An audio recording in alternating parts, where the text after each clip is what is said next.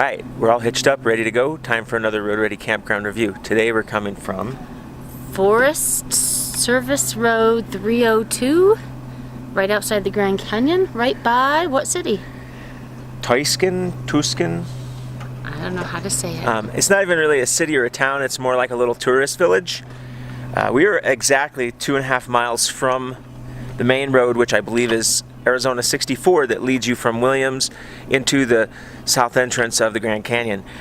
This is a free boondocking spot on Forest Service land, so there are no amenities, so no water, no dump, no electricity. Just fire pits. There are man-made fire rings all over and beautiful views. We've been here for about 3 or 4 nights and it's been amazing. The first spot we picked was really muddy, and I could see how a week ago this spot would have been really muddy too, but it's been gorgeous. The temps have been cold at night, but nice and warm during the day. And we can be to the shuttle stop for the Grand Canyon in about 5 minutes, or we can actually be in the Grand Canyon in 10, depending on the line at the gate. Great spot. We had 3 RVs in here with some of our friends. That's one of the things, and we could have probably fit 3 more.